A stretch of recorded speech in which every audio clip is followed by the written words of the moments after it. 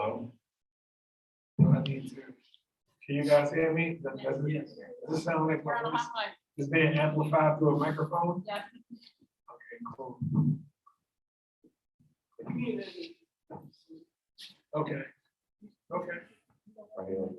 So do you wanna? Yeah, I figure we maybe wait like 3 to 5 minutes for the lady. Or, I mean, how do you guys know this stuff? You want to wait a few minutes, that's fine. Depends on how your mic on. It's good.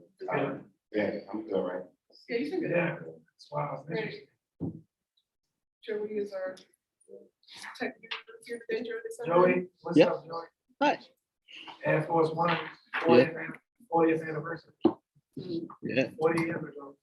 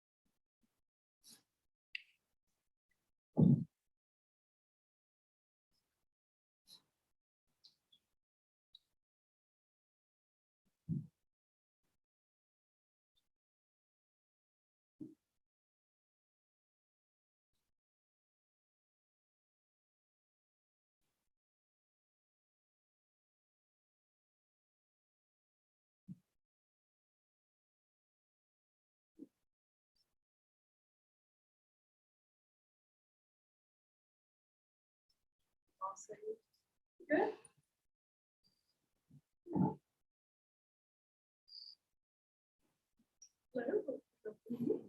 Hope you all can hear me. Okay, come through. Good. Awesome. Well, good evening, everybody. Thank you so much for attending tonight's very special author visit. We have the pleasure of having not one, but two native Baltimore authors here with us today. Before we gotta get started on introducing these lovely gems, I just want to give a quick shout out to our foundation, with an extra special shout out to Ralph and Carlotta Crosby, the Crosby Foundation. Thank you to all of our sponsors for making events like this possible. With us today is Baltimore native D. Watkins. He is a New York best-selling author of 4 books, the current editor at large for Salon. His work has been published in works such as the New York Times, the Times Magazine, The Guardian, Rolling Stone, and other publications. Watkins is a writer for the HBO series We Own This City. He is a college lecturer at the University of Baltimore and is the recipient of numerous literary awards. He currently lives in Baltimore, Maryland with his wife and daughter.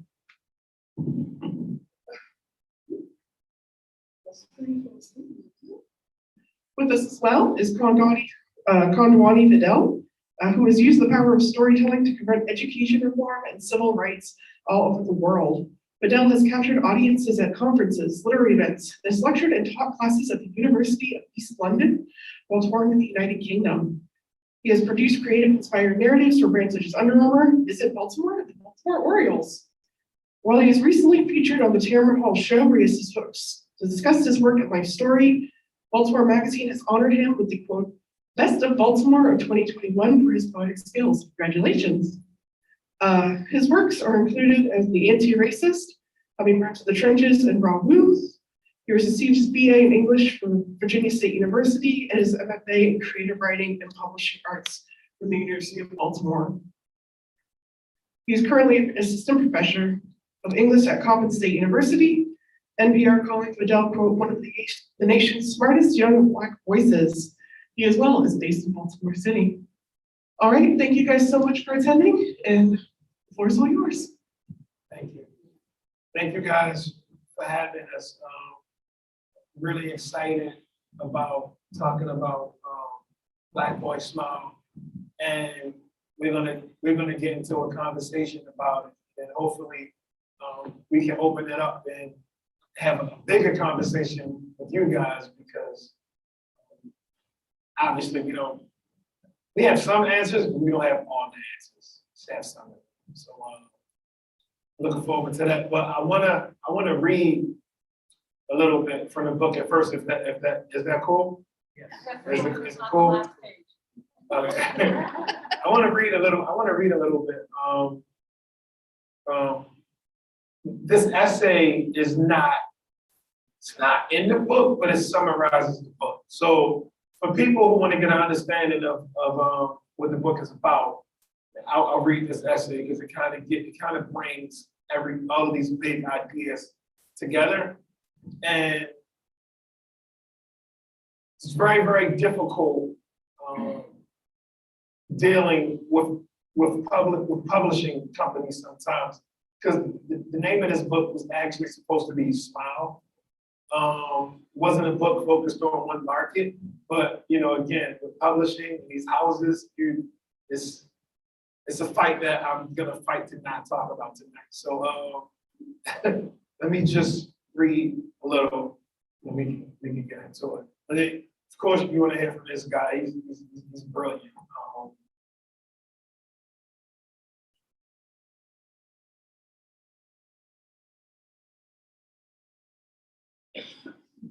Cool. So can you guys hear me in the back? Okay, cool. With a few fresh baby wipes resting on top of the wipe warmer, I pin my daughter Cross, who needs a change, down with my left elbow, because although I've washed my hands in the thorough style of Johns Hopkins Hospital neurosurgeon-like way, my sweet wife has instructed me to, I touch my iPhone. The device my sweet wife considers to be the dirtiest item in our home. I often wonder if she thinks I rub my phone around the rim of a dumpster every night for 20 minutes before I come in for dinner. While trying not to press onto my daughter's torso, I reach for the hand sanitizer. I think of rewashing my hands, but don't want to step away while she's on the changing table. She could take a leap of faith into her fuzzy pink throw rug and land both of us in the doghouse. My daughter squirms and kicks, knocking the wipes off the warmer as I punch a perfect glob of sanitizer into the center of my palm. I am sanitized. I try to pull out another wipe, but it's stuck, so I tug. 60 wipes explode out of the box onto the changing table and floor. You okay up there? My sweet wife yells from downstairs. Did you wash your hands? Yes, I replied, semi-irritated. You know I wash my hands. Yeah, okay, she answered. I didn't hear any water. My daughter is playing with the wipes, tossing them into the air like confetti. I grab a chunk of the remaining wipes off of the table with one hand and undo her diaper with the other. Inside was 15 pounds of waste that somehow came out of my 15-pound baby. No, really, how? The entire floor of the house now smells worse than a gas station restroom at the end of the night. I power forward, using the remaining wipes to disappear all of the evidence of feces, rolling those soil wipes into her heavy diaper, then rolling the whole package into a tight ball, sealed on every angle to suppress the funk. I slam dunked the ball into the diaper genie, then quickly applied the regimen of lotion, oils, and creams that my sweet wife requires after every change, before fastening on the new pamper. My daughter jumps to her feet, still high up on the table, spreading her arms, excited to hug me for completing the task. Daddy, she yells, Daddy. 1 second, baby, I tell her. I reach for her shorts and I catch a whiff of a toxic odor wafting from a place it should not waft. Because I just cleaned her and I know I sealed the diaper with CIA level security. What is that smell? I look down at my hands. My index and middle finger have a thick brown swirl of chocolate stink on them that I have also transferred to her shorts. Now I have to take the big gamble of flipping myself into the bathroom to thoroughly wash my hands while peeking out of the door every 3 seconds to make sure she doesn't jump off the table, then dry my hands, then check them again, then drench them in enough sanitizer to make my skin burn and pale and bleed. I do all of this quickly and efficiently.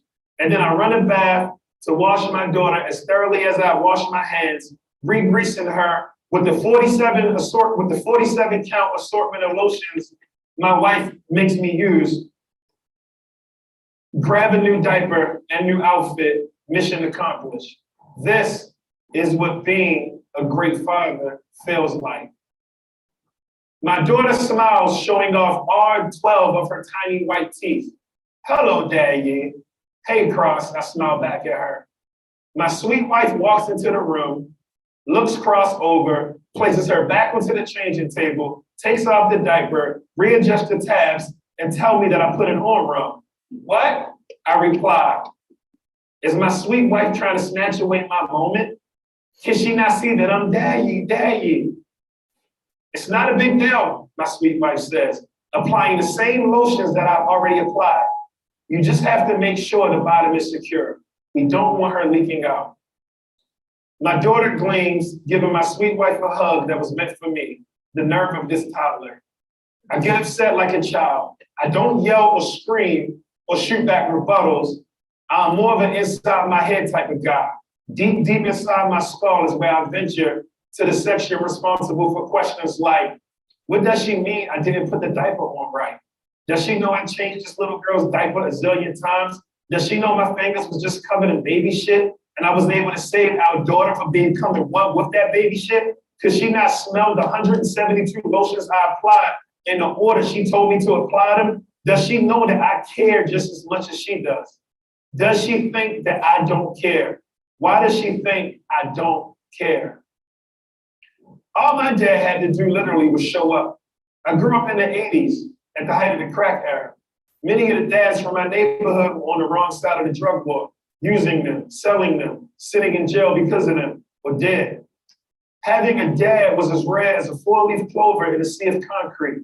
In the event of the miracle of your dad being present, you probably only really saw him on holidays. Present dads lived and worked. They made money, came home, fed the family, relaxed with a beer for every bit of 2 minutes, and then got up and went to work again. They didn't change diapers, give feedings, or wrap their fingers in baby doo-doo like me. Dealing with emotional growth and working through the issues that many children face. Dads saw their kids when they saw them. My dad was there. He had his struggles with addiction, like most men in my neighborhood when I was young, but he always kept a job and made sure we had the basics, food and shelter.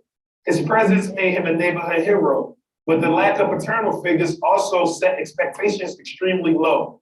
All my dad had to do literally was show up. Sometimes I tease him about that.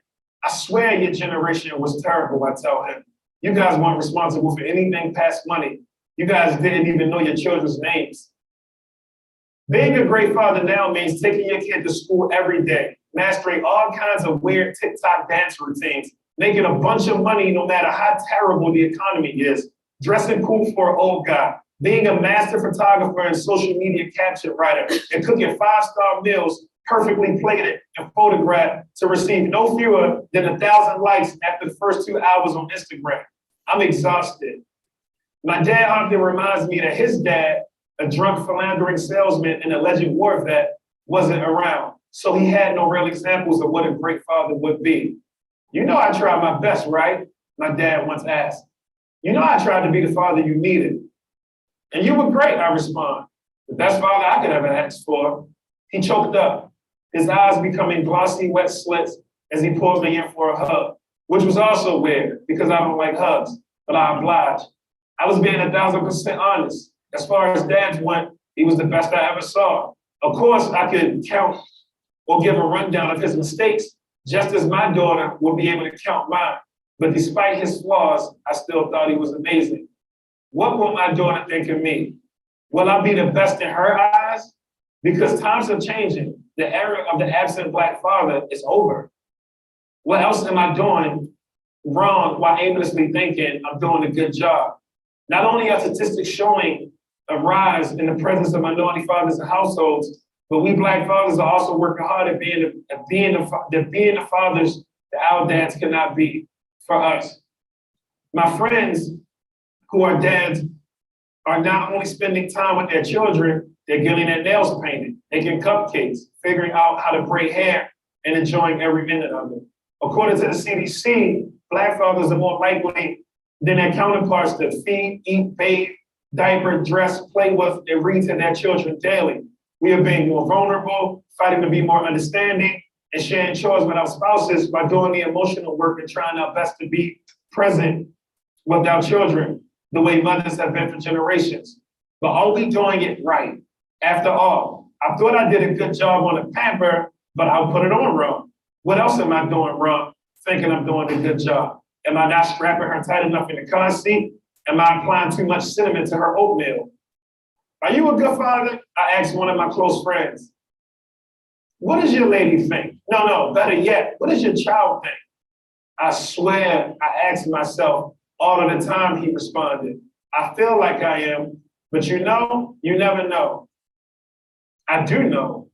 It's hard to gauge your impact when you are present every day and the results don't really come in until you get to see your child's grade, until you get to see your child's grade school, collegiate, or business accomplishments, the impact they have on people around them in their community, the way they interact with their own family if they decide to have one, and then the ultimate test, how they reflect on their experiences with you. What will she say about me? Will my daughter say that I was the most loving and caring guy she ever met, a true gift from God? Or will she say this klutz couldn't even change her pamper without dipping his fingers knuckle deep in baby shit? Get this guy out of here, he's terrible. My sweet wife snaps me out of my Aquarian aloofness, questions my constant daydreaming and pondering. What are you thinking about, she asks. Nothing, I say, instead of telling her my inability to change the pamper perfectly 2 years in makes me feel like a failure. I know she'll respond with something like, you are beyond amazing, the best father ever. But isn't she supposed to say that? I can't imagine her saying, our daughter truly would be better off if you spent more time at work. As a matter of fact, take a job in another city again. Zoom in bi-weekly, we'll be okay without you. I sit with all of these rambling thoughts and ideas, sometimes while holding my daughter, sometimes while the three of us are curled up together on the couch, the two of them fast asleep. In these moments, I can't help but feel like I did something right. The intimacy allows me to pull away from the emotions that cloud this journey, and I can see that I am not special, and neither is my wife or her comments on how I administer care. Because the truth is, there will be times where my sweet wife will get it wrong too. And I know she cares more than anything. And if I'm lucky, I will be there to pick up the pieces the same way she fixed that lopsided diaper. This is what a family is. We are normal people who are sharing a beautiful experience, and what is special is the way we live, love, and talk about that experience for us and for the sake of our child, her life and well-being. We love our union and our child dearly, and will probably suit up and go to war over that love with any and everyone, but that should not mean each other. I watched my sweet wife change our daughter a few times after our exchange.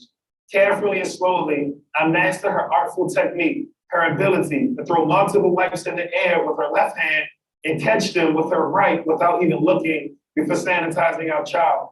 I vowed never to walk away from the changing table until my daughter's pamper was applied a step beyond perfect in a manner that exceeds the company application guidelines and expectations. With all of this behind me, I finally felt good enough to earn my sweet wife's respect and change my daughter in front of a loud, judgmental audience. Baby, no, take the pamper off of her, my sweet wife said after I finished changing our daughter. Don't you listen? She's wearing pull-ups now. So the book is about fighting ego, the ego that comes with masculinity, ego that comes with what we think we know versus what we actually know, and being a work in progress. So, I'll stop there. There we Can we give it up for D. Watkins one more time? So my first question, like, I believe that we live in a world that's moving faster than it's ever been before. And because of that, people get tired of things, right? And being a person who reads your work, following on social media, I made your friend and family group. And I can say amongst all of these areas, people never get tired of cross. Like, they don't get enough of it. Like, I got friends that send me videos like, you seen this? And I was like, I was there, I just wasn't in the frame of the video. You know what I mean? What are you looking for the most in both you and Cross's development and relationship? That's a great question. I just want to be impactful, because it's like, I mean, I'm sure there's people in the room who's been parents longer than me, but I want to do the best I want to do the best I can, and I just kind of, I mean, you try really hard, but it's almost like you don't know if you're getting it right or not. And I'm only saying it, or I only feel this way because I think about the struggles my parents had when they tried to raise me, and I know my grandmother had prayed for me and my cousins every day. It's like all of us were really bad criminals at some point. You know what I'm saying? And it's like the information she gave was right. What she talked about was right, but she didn't have the resources to keep us away from what was outside.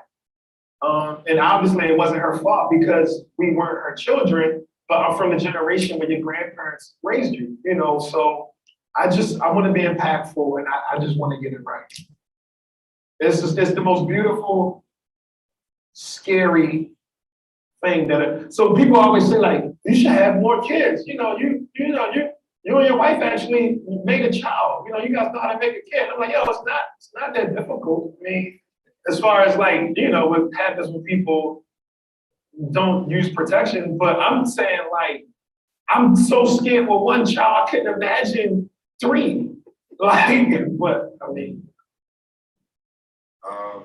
So in this book, right, it's like the American manifesto to be macho, cocky, talk about how tough you are, all of the bad things you did, earning stripes, getting medals, awards.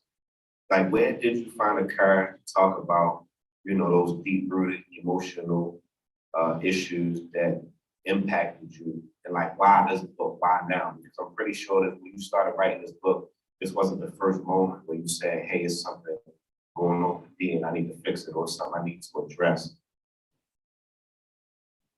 I think I learned how to self-audit. And I could not have written this book in my 30s. I couldn't write this book in my 20s. I damn sure couldn't write this book in my 20s. I couldn't write this book in my 30s because I just wasn't there. There's a short story that I opened this book with that I actually wrote about in another book. And my whole perspective has changed.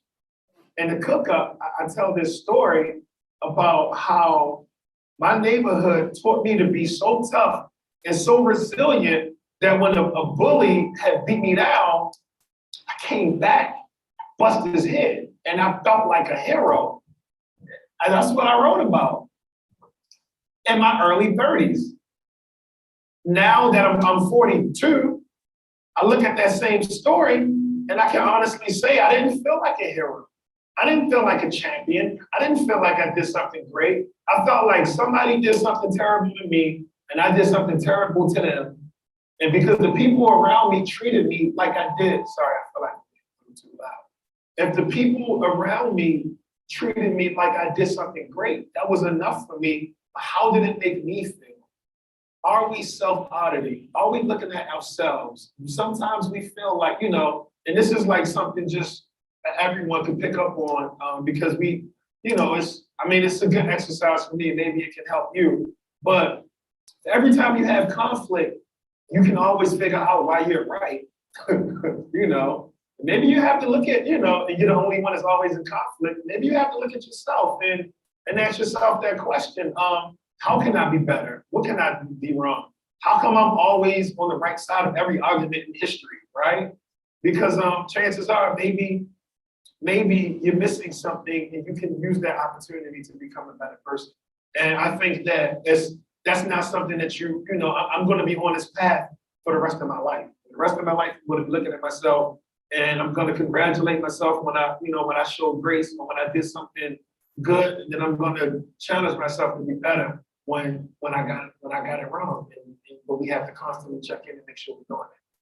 So that's one point in time where you wrote something and later on you said, I need to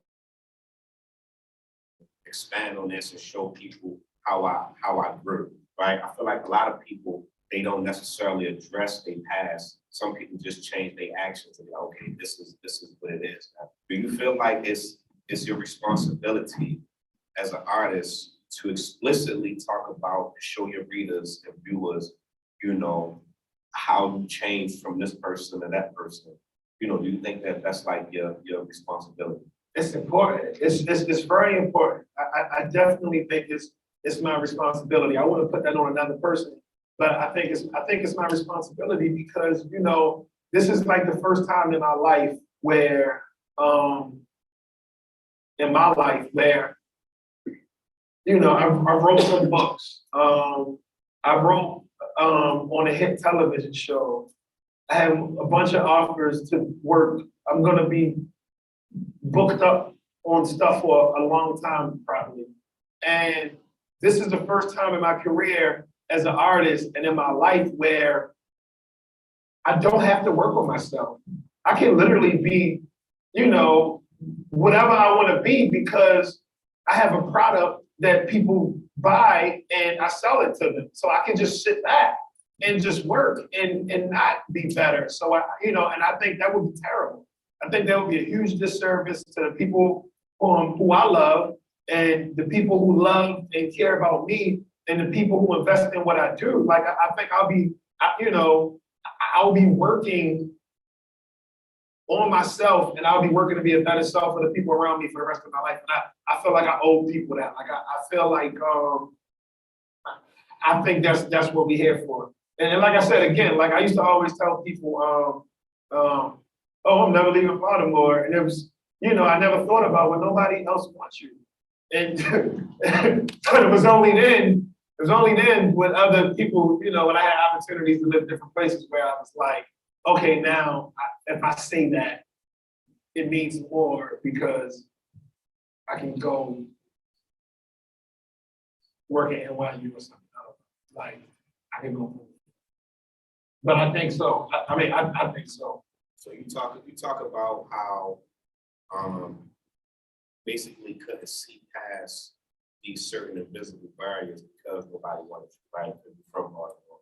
I forgot the episode, but it was in a wire. It was a character who they was telling to get out of town. And they was like telling him to go to Philly or something like that. He was like, yo, I can't go anywhere.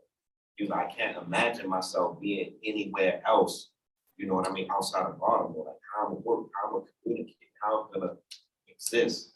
And you talk about like how Baltimore has some of those invisible barriers. Even us being, growing up in the community that we came from, yes, we have obstacles, but we live in America where our passports are bulletproof. Some places we can go anywhere, right? Some people can't, right? In other countries, and also being Black in Baltimore in this community, we always, it's roadblocks. You know what I mean? So not, the person who's a successful writer, people want them. Could you inspire anybody who feel as though like they can't make it out of this thing? And that could be a mindset, that could be some spiritual shit, that could be the actual environment.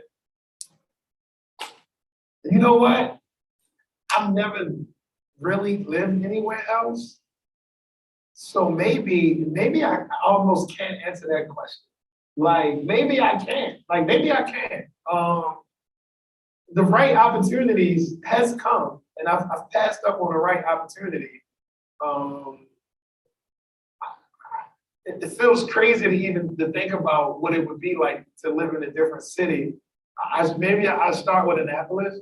I think like if like maybe 30 more people would have came, then then I'm gonna start with Annapolis and then work my way south. But I don't know what it is. I think because there's like when you live in a city like Baltimore, it does feel like there's like a cultural wall around the blocks we live on. So like even like you grew up in Luzerne and Jefferson, it almost seems to be it would be like crazy for you to be at Disneyland all the time. Or it might be crazy for you to be, you know, like close to the Highlandtown or something like that. And this is like within like a 2, 3, 4 mile radius.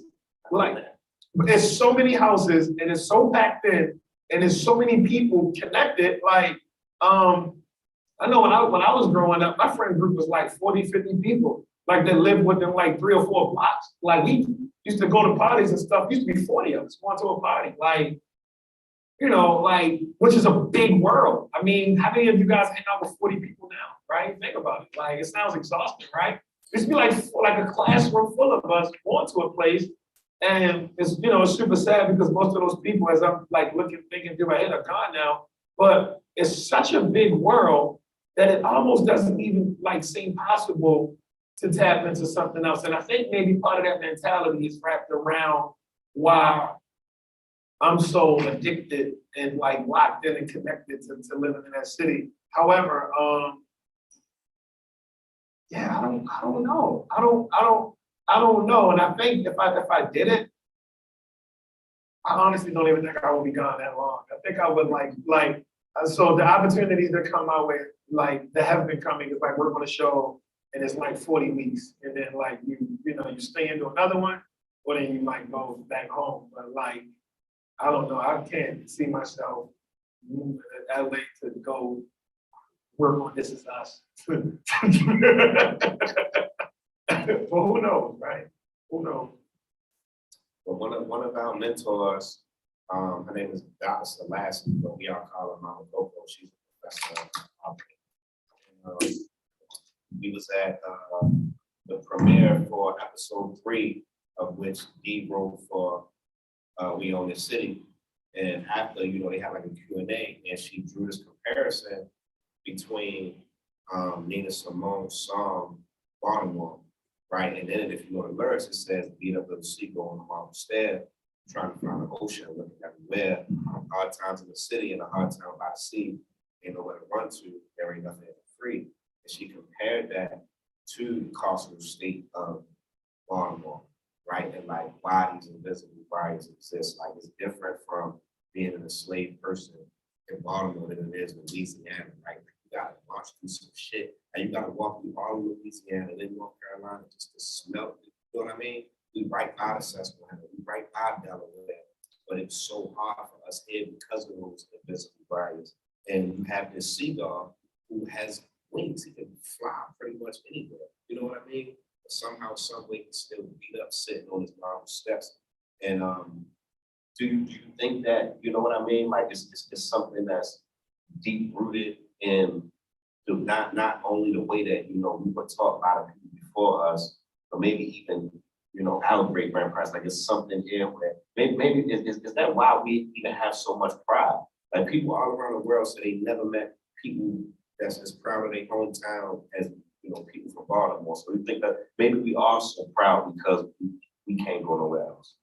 Am I the seagull or the steps? Or am I Nina? Both. And it's no, I know. I think it's true. It's like it's wild because we get the reputation of a scary city, and then thinking about the reality of somewhere outside of this city can be scary as well. And then the family dynamic adds a different layer because I want my daughter to have a different experience, but at the same time, I want her to be close to family. And what does that look like? And what does it mean? That's I haven't done it. Who knows? You know, supposed to move to the Bronx for a little bit next year for a show, but I don't think I'll be in the Bronx forever.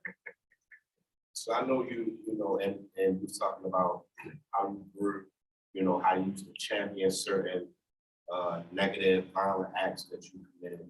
right, and feel good about yourself. And I know over the past few years since I've known you, you have this phrase that you always say. You know, you said it on TV and conversations, at the bar, in front of students, and you'll say, you know, we should treat everybody like Jesus, right? And that can be metaphorical, whatever, you know, I'm not about to turn this into, you know, Bible study, but, you know, you said you should treat everybody like Jesus. How old were you or where were you at when you kind of like had that epiphany? Like, this is how people should be operating? I actually wasn't that young. Story is actually kind of funny. This is big famous lawyer in Baltimore named Billy Murphy. And we met Obama.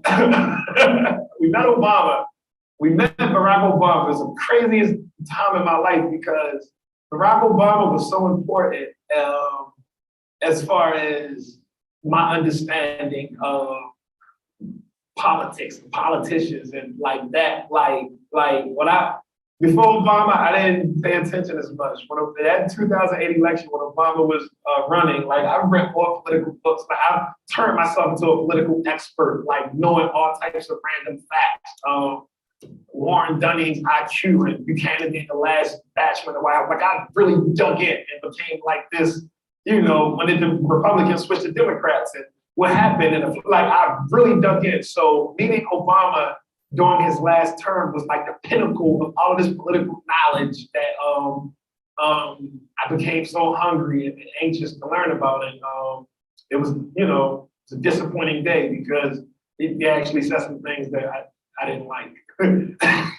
So being this lawyer, right, we just, you know, I knew who he was my whole life. He's been a big famous lawyer forever, but I never really met him. But we happened to share an Uber and dinner and all of that. We took the train home together and we took the train from DC back to Baltimore.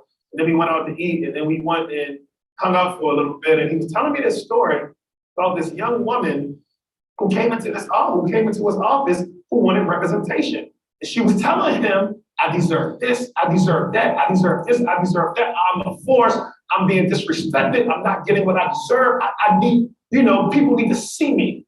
They need to see me. So he said, first of all, you're young. Second of all, you're arrogant. Third of all, you know, whatever. You're right in my face and I don't see you. Get out of here. So the woman was like, oh, okay. She looked at him, said, I won't be coming back. And she stormed out the office. That woman was Oprah. I said, what? No. Oprah was working for a local news station in Baltimore, and Richard Sher was being paid more than her, and she wanted to go to the next level. So she came to this lawyer to build out a plan and a strategy. So I said, what? He said, from that moment, I was like, wow. I mean, I'm successful, but with her, I would have been on a whole different level. And from that moment, I learned to treat everybody like they're Jesus. And I was like, I'm already a nice person, but why not be a better person? So I'll take that from you because, you know, he kind of still doesn't treat everyone like they're Jesus. But I, on the other hand, I actually do.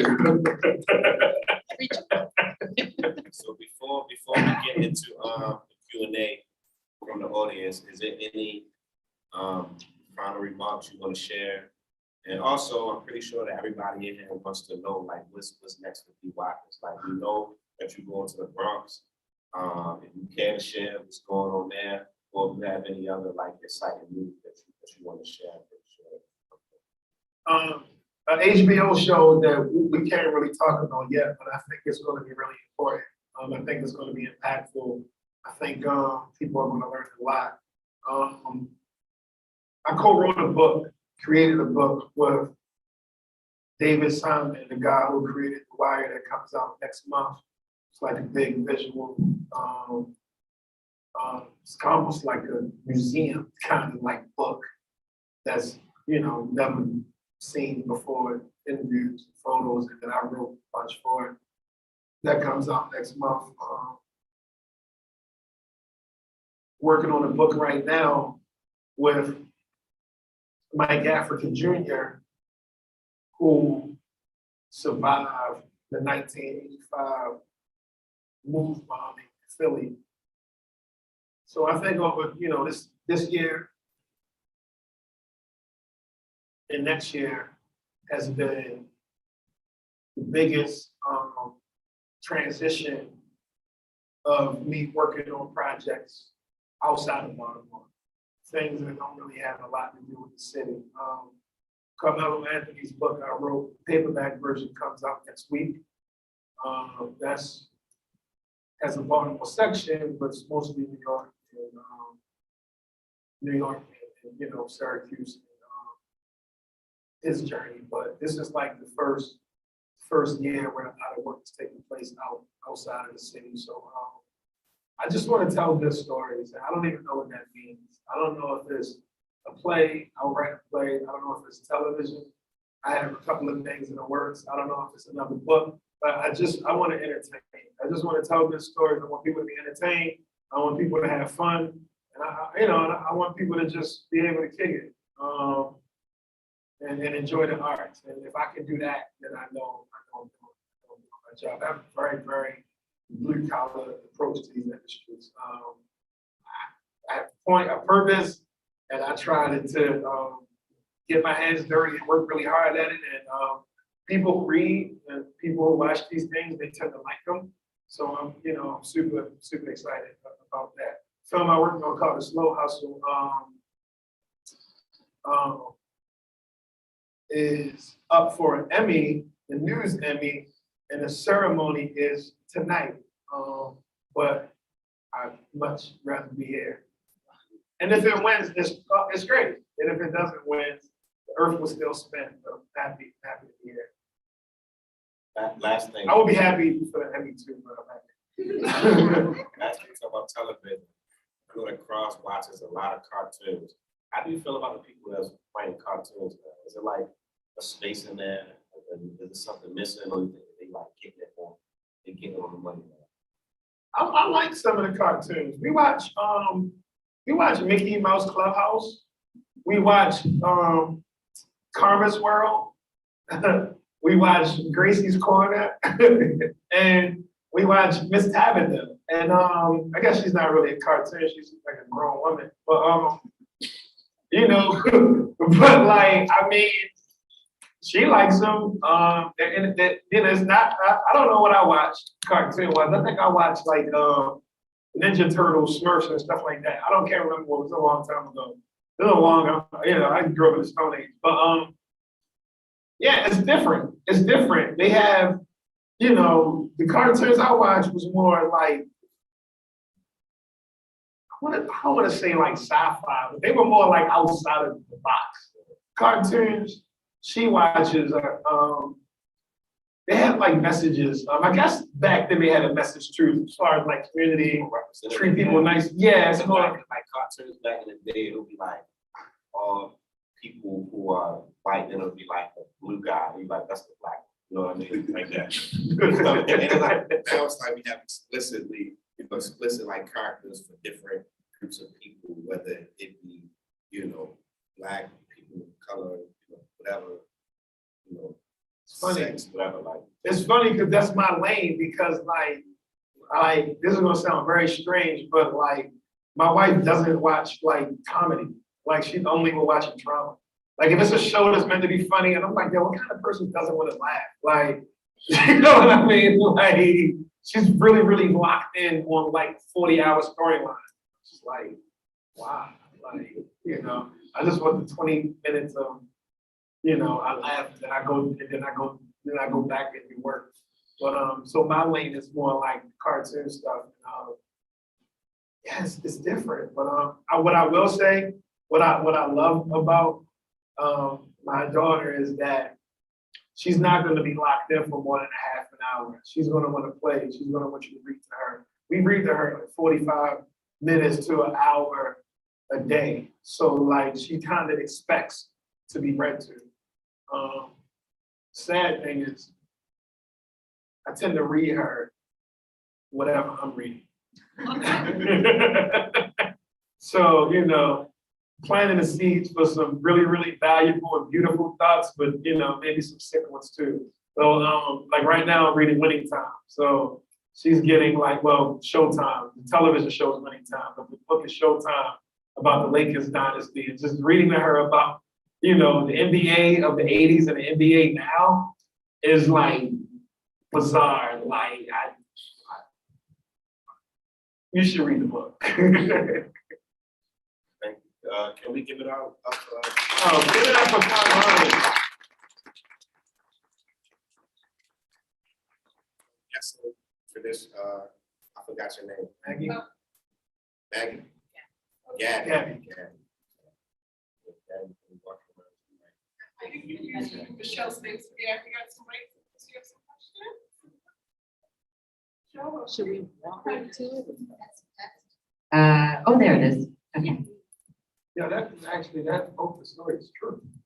She, yeah, that's hilarious. I remember her. She was a weather person in Baltimore. So, yeah. Dee, I loved your book. I read it online and I was mesmerized. The beginning was extremely graphic and I was like, uh-oh, am I ready for this ride? And then I went through it and it was just an amazing book. Very, very, well, I guess I shouldn't spoil it, but it's a very hopeful book in a very hopeless situation. So first of all, love your kicks. It's very prominent in the book. And two questions I have for you. I was very struck with the way your family raised you, that there was not a lot of affection in your home. I grew up in the city too, and I just felt like, not in Baltimore, but Newark, New Jersey, and I just felt like home was sort of that safe place that you got to be yourself, you got to be vulnerable or whatever, and then you hardened up and went out into the rest of the world. But in your family, there was no affection at all. Your mother was not affectionate, your father was not affectionate. How does that shape you now? And you said even before when you know, your father leaned into you, you're like, you don't like hugs. Do you want to foster, you know, more affection with your daughter? And is that something that you have to sort of practice and work on because it doesn't come naturally? Or is it something that you now crave as part of your, you know, now that you've seen it? I'm still trying to figure it out because it's like, it like my mom, like my wife's family, they like to hug all of the time. And my wife's like a hugger. So my sister sees that and then she tries to hug me. And I'm just like, yo, you actually don't have to. Like, it's all good. Like, if she comes in crooked with like her neck twisted and I'm like, I'm good. So I think my mom and I think my sister, I think my dad may have been the most affectionate out of all of them. My mom is harder than my dad. My mom is like, my mom is the one who was actually like she's the tough one. Like, so even to see her trying, like she gave me a kiss on my cheek the other day, and I was just like weirded out. Like, I was like, what are you doing? Like, you're changing the dynamic of everything. Like, just give me like a pound. Like, just hit it right here. You know what I mean? So it's difficult, but my daughter's a hugger, and every time like she like. We literally have to stop her from like running up to strangers. Like she hugs every teacher in her little early learning program. And I'm like, what is this? Like a kiss up? Like, you know, like why are you hugging teachers? It's like gross. But but that's who she is. So I don't want to be emotionally awkward, you know, with her. But then there's also the other side when I'm like, you know, strange lady, don't touch my child. You know what I mean? So I'm a work in progress, and I'm learning, and I know physical touch is important. I know it's important, and I'm working on it. Like I'm trying to get there. I do have another question too. The other question I have is, the book talks about you're growing up in Baltimore, and there's just such a hopelessness there that a lot of the people have, and you either can be successful and do drugs or sell drugs and become, you know, successful in terms of making the money and everything else. But it also leads to, you know, a lot of people dying and other things. So what are your thoughts on how we can inspire hopefulness into these kids in Baltimore that, you know, may not be getting affection in the home, they don't have role models, and they're sort of insulated from anything else. And people just assume, oh, well, they're just from Baltimore. That's just how it is. How do we change that narrative? So one thing I will say is that, and thank you for those questions. One thing I will say is that a lot of times people get like a podium and they get a chance to give out these big answers and put out these big theories, and they're supposed to be taken as like, this is what I do, or this is how it, and for me, like, I just can only like tap in to the people who I'm lucky enough to be associated with. If it's not me, if it's not Brandy who's sitting behind you, if it's not Kandwani, if it's not my wife, like we mentor, we connect with younger people, and we pull up for people who need us, and we be the people we needed coming up, and we try our best to be positive examples. Not just giving you a lesson or preaching to you, but giving you a ride or giving you $30 to get from Tuesday to Friday. And just being the people who we always needed. Like if everybody did that, then I truly think the world would be completely different. I will also say that's on the personal side, but it's also the same on the business side. I didn't really have a whole lot of people, to pick from to help me understand how to navigate this industry. I've had some people who looked out for me, and I had some people who didn't, and I've made some mistakes and I've made some good decisions. So when I meet Kandwani, I'm able to say, yo, this is the bad things that happen to me. These are the great things. And then, his career, he's already hard working. He's already going to be successful, but he takes off. And then he has other people who he goes to and, yo, this is some things that worked for me. This is some things that didn't work for me. This is how I found my lane. And the art community can be very cold and very mean. People can like hide and tuck away their resources because they suffer from that scarcity complex where they feel like they're never going to be anything, and we don't have that. We try our best to share our resources, our hearts, our skill sets, and just fight to just leave it a little better than it was before we came. So it's very, very easy to see the negative, which is why I try to work really, really hard to show the positive, to be a part of the positive, and to contribute to it.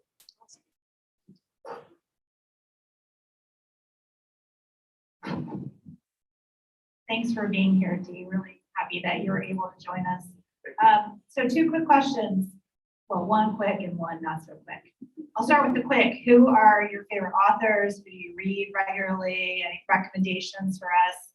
And 2, following up on Maribel's comments about Baltimore, shows like The Wire and the new one you're working on with HBO obviously show Baltimore in a pretty difficult light. Why is that important for the world to see that? And what do you say to people who complain that, we don't want to show Baltimore this way, but there's more to it? My favorite writers, that's a great question. I love Richard Wright. I love Justin Ward. I love Howard Zinn. I'm rereading People's History of the United States again. It's almost like a master class in empathy. Like, I'm in a space right now. I'm gonna say Ayar Akhtar, but I know I'm pronouncing the first name wrong. But he has this book called Homeland Elegy. So good. It's so good. Not Hillbilly Elegy. That book is terrible. Homeland Elegy is so good. I just read this book, this Tahari Jones book, American Marriage, which was really, really good.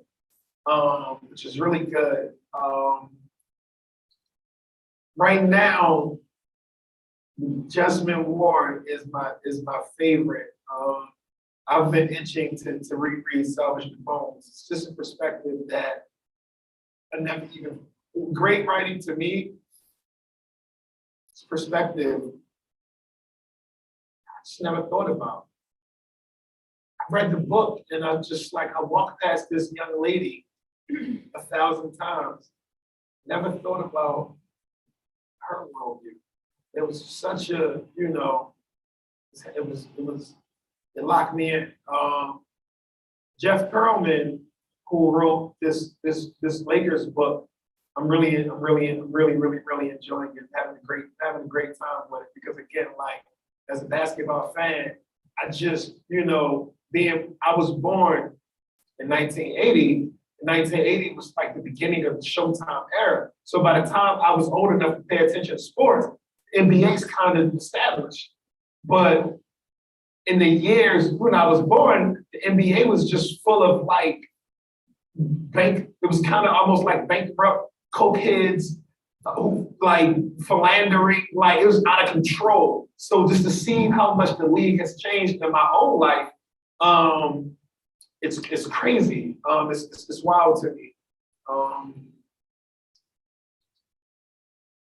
Trying to think of another good one.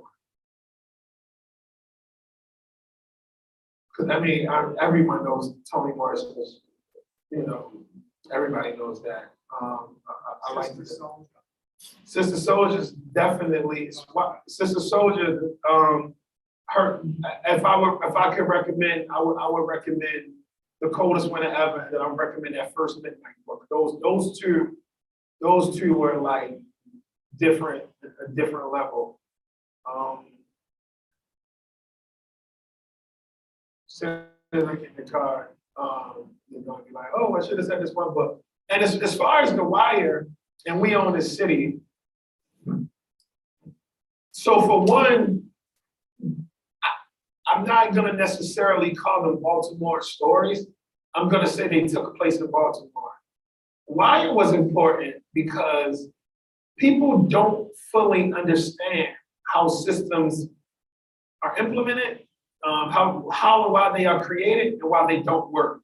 They don't understand how the police department and what happens in the streets affects politics, the school systems, all of these different, different people and places and what that means. So when people say that it shows Baltimore in a negative light, I challenge them and I ask them, how does your city and government function? Are things working the way you want them to work? And why or why not? And I think The Wire did a great job at showing that. I think The Wire did a great job at also showing that there can be a diversity inside of Blackness. At the time that show was made, Black people played certain characters, and that was kind of it on television. This show had Black people playing judges, and mayors, and teachers, and police officers, and which also dispelled the myth of a system being able to function properly because of representation. That's not always true. Doesn't really work like that. So I think it was an important show for its time. I also think, while the negativity is loud, I think if we sit back and we look at it, we understand how important it was as far as not just showing us how these systems, why these systems don't work, but also showing us how the way we looked at television wasn't, the best way. But for The Wire, you kind of had shows like Law and Order where they solve a crime in the first 3 minutes, and then they're going to court by minute 19, and then by minute 40, they're guilty. I mean, I never watched Law and Order until I got with my wife, and it blew my mind because I'm like, this guy McCoy rewrote the Constitution like 30 times. Like, how do you have 30 years of television and you never lost a case? Like, you never lost a case. Like, you never lost a case, like, ever, right? So, good television on a Sunday when it's raining outside, but it's not necessarily realistic and not how these things work. So if anything, I think we teach it when we talk about it through the lens of it being a teaching tool. And what that means, We Own a City, which is not anything like The Wire, is a glimpse of, it's a hard critique of what how dangerous the hero cop narrative can be. It's very dangerous in any profession. Just because I'm a doctor, it doesn't mean that I'm fighting to save lives. As you see in the news today, I could be selling information to Russia. You know what I'm saying? Just because I'm a teacher, it doesn't mean you should give me an apple. You know, I could wait for you to drop your kid off and then call your son stupid. Like, we can't just give people the title hero because they met the basic requirements for employment. And that's kind of what we did to this group of guys, and we celebrated them and we lifted them up, and they were terrorizing whole communities for their own profit and fun. So I think all of these are teaching tools, and I think when people watch them, you know, I think saying that, oh, Baltimore's so negative is might almost be like an easy way out instead of looking at it as a teaching tool to how some of these systems function in urban areas. And then we pull those stories straight from court documents. So it's like, you know. And I would say to touch on that a little bit, it's like, you know, we all know that the media and propaganda is powerful, right? But however, it's like, since we know this and we know how false narratives can get pushed, right? All of us believe something from the TV, internet, the paper about a group of people or community or a person that was not true, right? And influence the way that we think about people, treat people, prey on their pain, because there's big, you know, powerful things saying, hey, we need to believe this about this person. And like Chimamanda said, she say, you know, it's not that stereotypes are untrue, they just be incomplete, right? And it's like, we can't allow TV, you know, to sway our perspectives about a place of people that we never even shared genuine space with. So if you think that you see one representation of a glimpse of what happened in Baltimore, and you think that's all that we comprised of, that's your problem, it's not ours.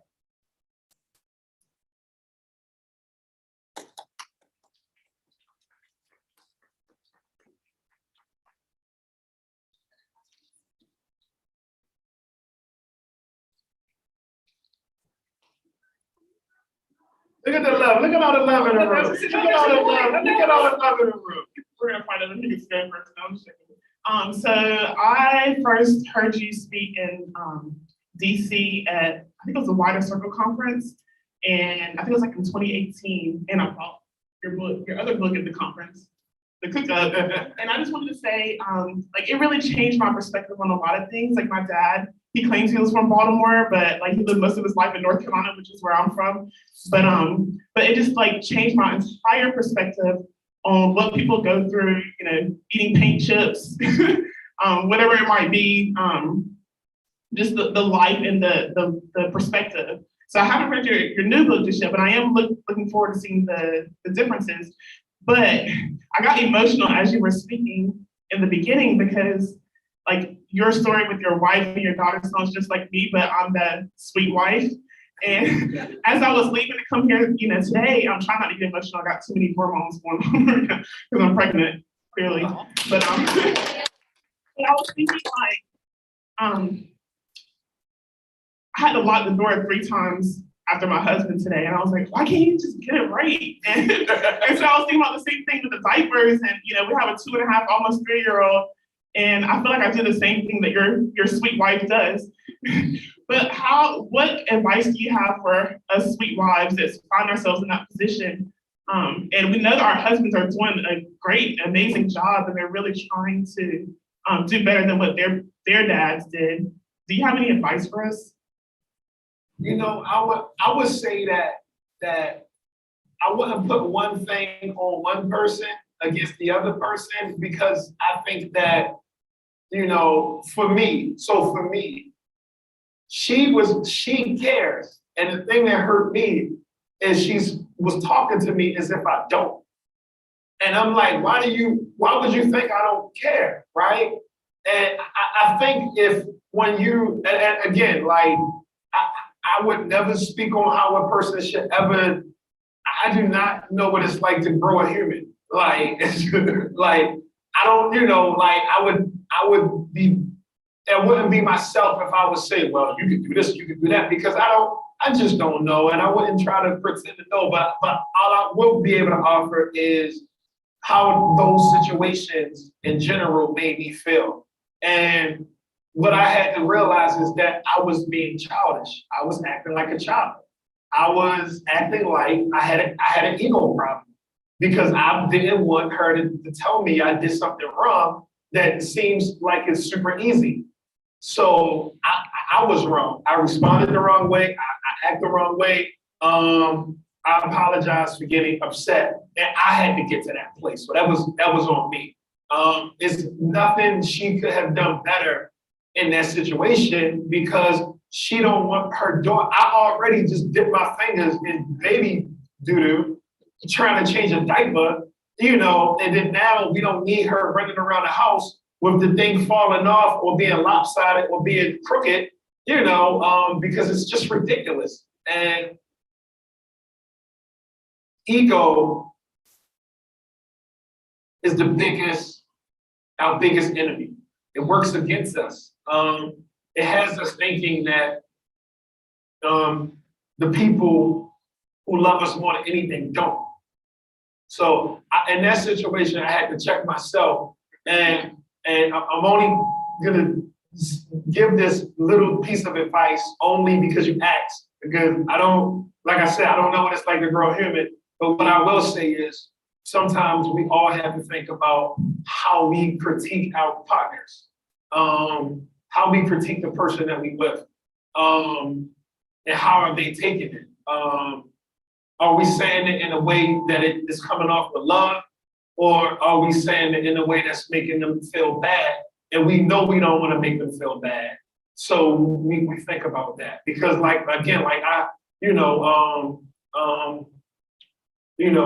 wife and I are both very, very, very analytical and harsh and hard. So, this is where I self-audit.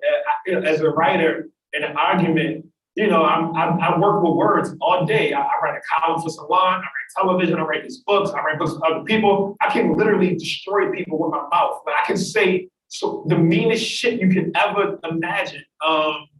Before I was a writer, I started, as a little kid. So by the time I figured out, I can get paid for this mean shit, then so you got to think about that. You don't want to hurt people. You want people to feel good. So that's what I would say. And it's a lot of patience, and it's working really hard at making sure we're not letting ego win. And it's also life work. It's not, we'll be 60 years old still trying to figure it out, and that's totally fine.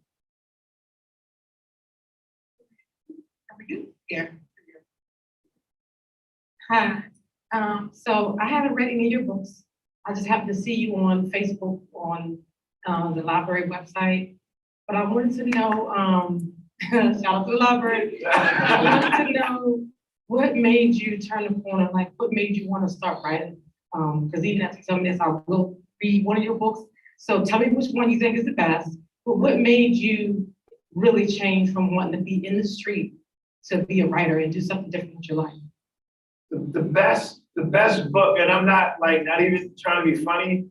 The Black Boy Smile is the best book I could probably ever write.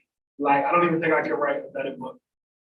For me, if I had to pick one, what made me turn my life around? Passion and purpose. I loved storytelling my whole life, but I never knew or thought it could be a career. The idea of being a journalist or a professor or writing for television, it was seen stupid if you would have told me that when I was young. It didn't make any sense. But luckily, I was given a book. I don't want to spoil it for you because I tell the story in the book, but I was given a book and talking about some things that I didn't know you could put in a book, and it kind of changed my life and my perspective, and it just made me want more, and that turned me into a reader. And when I turned into a reader and turned into a thinker, I slowly started seeing my life, my perception, the way I saw the world change, and it was almost it was magical for me. It was a blessing, and I'm still on that journey.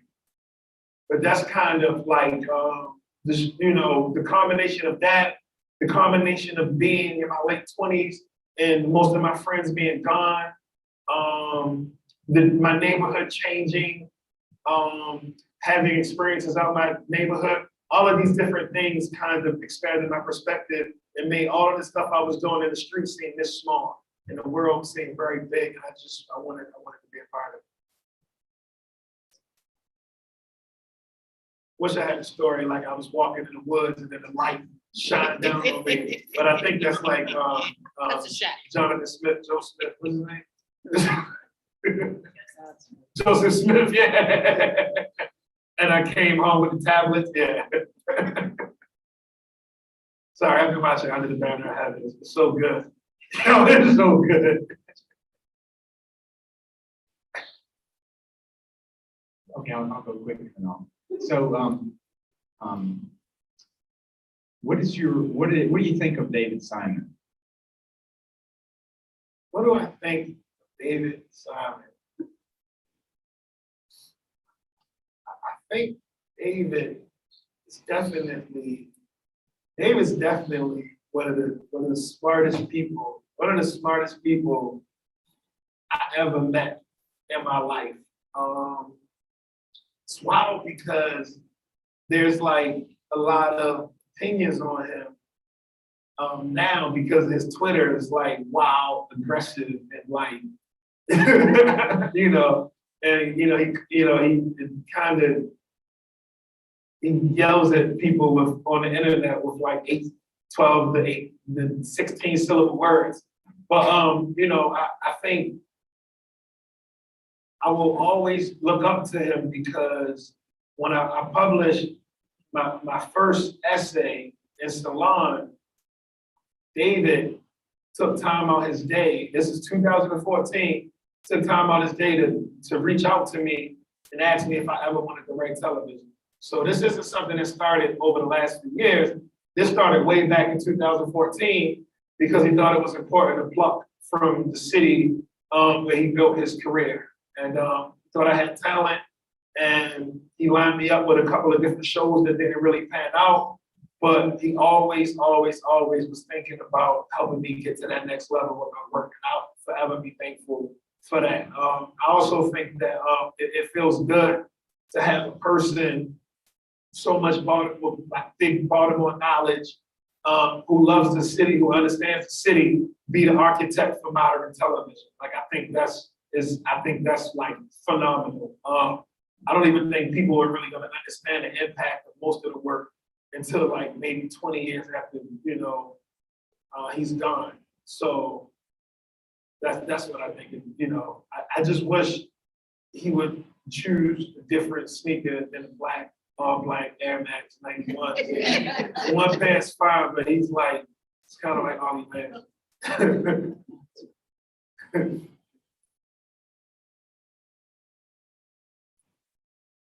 Okay, so my question is in regards to your academic journey in Baltimore City Public School System.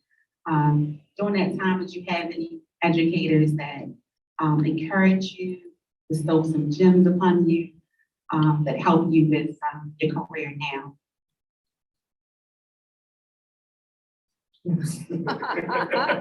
My first encounter with that was my freshman year in college, in my English class. I'll be trying to look back like. We're from a different era though. Like, I'm older than you, so it's probably worse for me. It's probably a little better for you. Did you have the Shields? Not the Shields? That's it. You know what I'm talking about? Okay, bet. Yo. It's like these kids now, the teachers are like, Black Lives Matter, you want some granola? Come use my Wi-Fi. You want to hold my cell phone? You want me to buy you one? And when I was in school, it was like, you're gonna get murdered because you didn't do the drill. What? So I will say I had one teacher up Dunbar, Mr. Brown. And I like Mr. Brown because Mr. Brown used to, did you have Mr. Brown? Mr. Brown used to call us like doctor and mayor and stuff like that. So he would call us like, these titles that we never really thought about having. And I think, he went to Morgan State University. He was really proud of that. he was the only teacher I had in high school that ever talked about college, that ever like really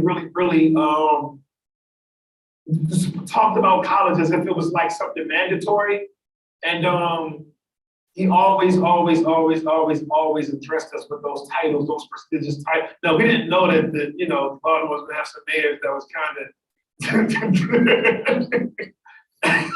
all right, that's not joke time. We didn't know the position, the title of mayor would be dismantled. No, so I would definitely say Mr. Brown, and I would definitely say I'm trying, God, I've been trying. Jesus Christ. Shout out to Mr. Brown and Miss Smith. I didn't have Miss Smith, but she was definitely like, she would, if she caught us, she didn't try to suspend us, but she definitely like, she tried to give us some gems, but I also wasn't the best student. So, I mean, I wasn't the nicest child. I wasn't a mean kid, but I wasn't like, you're not gonna be happy to see me every day. So what encouragement would you give educators today that will come across the younger kids? I can answer that. Right. I can answer that one. I taught for a little bit at this school called Friendship Academy. The one that came. Yeah, I was there for a little bit. I was there, started there at 5. I was there for 6 years, and now I'm in the I just finished my 20th year. I'm so sorry. Oh, no, it's all good. No, but you didn't have a teacher that you lost. You should have come to this one. My little brother Trey was there. So I probably have her. so when I was at Friendship Academy, everybody at the school, I taught his best friend, his late best friend. But everybody at the school was from the neighborhood. So when I started working there, I'm thinking, yo, if I don't know you, I definitely know your parent. Like everybody's gonna love my class. This is gonna be easy. No, it wasn't. Because I'm in a class trying to teach kids about like, using like rappers, and lyrics for English and writing, but I'm using rappers from my generation. They don't know like them old rappers, like who the hell is Nas and Jay-Z? Like, I'm not trying to hear that. So they looked at me like a house phone or like, like a dinosaur, right? So when I found out the music that they listened to, and this is like all to answer the question, I started asking them who they listened to and why. And I started listening and they explained it to me. And I started understanding where they were coming from. And then I started using their culture and intertwining that with their lessons. So if I'm talking about a story from a rapper, like if they like Dirk or something like that, and then I'm mixing it with like the narrative of Frederick Douglass and how Frederick Douglass documented his journey in the same way they documented their journey and what that means, right? And we're writing about it. Now, not only are they more interested in the lesson and telling their stories, but also they want to know why I like who I like because I respected their culture and where they coming from instead of being that old guy saying, oh, hip hop was way better back in my day, you had a Rockefeller chain. Like, you know what I'm saying? Like I was able to tap into what they cared about and then they grew a different respect for me. And then I got on the roll and I was able to just introduce them to new stuff and roll stuff in. And we started having a good time. So that's what helped me. Not taking my culture as because again, we'll think that like when you're in front of the classroom, you think your culture is in what you believe in, your art, and what connect with is number one. And you gotta, and because I'm in this position of authority, you have to listen to me because I'm in the front. And no, you want everybody to be able to play ball and have a good time. But we did that, and I think that I don't know. I probably would have kept teaching. I had to get out.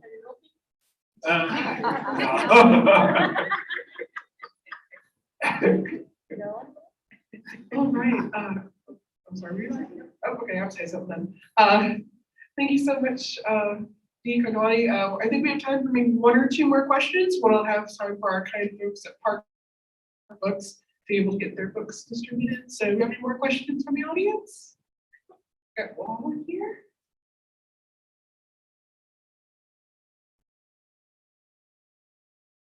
One comment and a big question. I just wanted to let you know, as a dad, as a new dad of a 2-year-old, as a mother of 3 children, one of whom is 18, I think every parent always asks himself, am I doing this right? And you really don't know. So it's the same question you were asking as a father. Us mothers, we do the same thing. So rest assured, just keep being present. That's what kids need. And then the other question I have is, how are Trey and Tweety doing? I haven't seen Tweety in a long time, since I was in college, since I was in grad school, which was over 5 years ago. But Troy is good. He has a girl. They have a child. He's doing good. He has a whole different existence. There's a whole different. He's almost like me, as far as like square, like a job, like kid, like, a guy's night out, like, like a square. So he's doing good. I would actually like to see Tweety Bird. I would like to see Tweety Bird.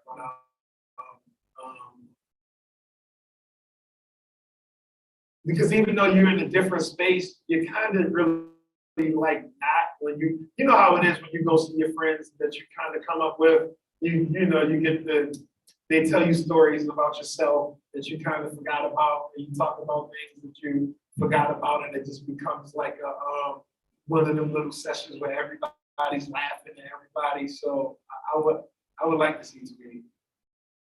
Troy's good though. He's family man. Yeah, he's family man. He started buying khakis for no reason. Did they come in khakis? Good job. I get a minivan.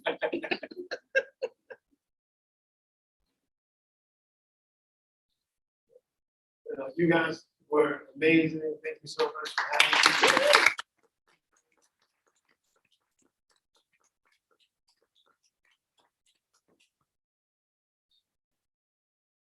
That's why I work hard at supporting Heart Books. Support Heart Books. Please go check out Heart Books. Thank you guys again all for coming to visit. Thank you, Andy. Thank you, and Bonnie. And I hope everyone has a good evening. Thank you.